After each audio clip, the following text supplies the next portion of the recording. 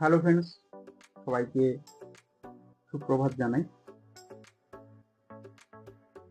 সবাইকে জানাই নতুন বছর 2026 সালের শুভেচ্ছা এবং আন্তরিক অভিনন্দন।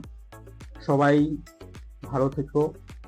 আগামী দিনগুলো সবার যেন খুব ভালোভাবে কাটে, সমস্ত মনস্কামনা যেন পূরণ হয়, এই প্রে করি। সবাই ভালো পজিটিভ চিন্তা করো, পজিটিভ থাকো, তাহলে দেখবে সমস্ত মনোকামনা পূর্ণ হবেই। এবার আসি,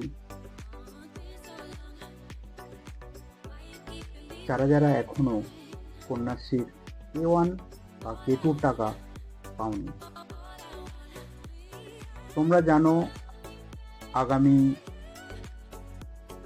ফেব্রুয়ারি বা মার্চ মাসের মধ্যেই ভোটের ডিক্লারেশন হয়ে যেতে পারে।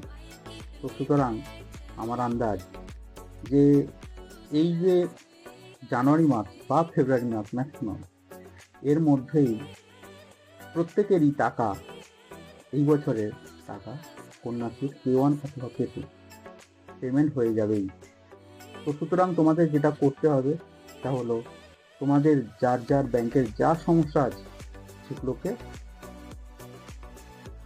কমপ্লিট করে ফেলতে হবে, সেগুলোকে সলিউশন। কারো অ্যাকাউন্টে যদি KYCর কোনো সমস্যা থেকে থাকে সেটা খুব তাড়াতাড়ির মধ্যে সলিউশন করে ফেলতে হবে।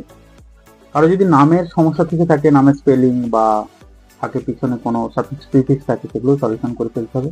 তাহলে চটপট অ্যাকাউন্টগুলো সঠিক হয়ে গেলেই গভর্নমেন্ট টাকা পেমেন্ট করে দেবে। এটুকু মনে রেখো।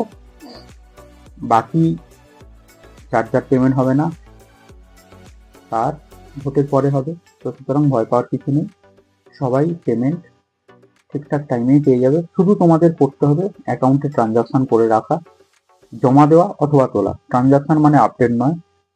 তুমি এই মাসে জমা দাও, 2 মাস পরে টাকা তুলে নাও, এইভাবে করে রাখো। দেখবে কন্যাশ্রী টাকা বা অন্য কোনো যে কোনো প্রজেক্টের, লক্ষ্মীর ভান্ডার বা আদার্স যে অন্যান্য যে প্রোডাক্টগুলো চলছে, যে স্কিমগুলো চলছে, প্রত্যেকেরই টাকা এই ট্রানজাকশনটার জন্যই আটকে থাকে। ট্রানজাকশন করে ফেলো, তাহলে দেখবে চটপট সমস্ত টাকা পেয়ে যাবে।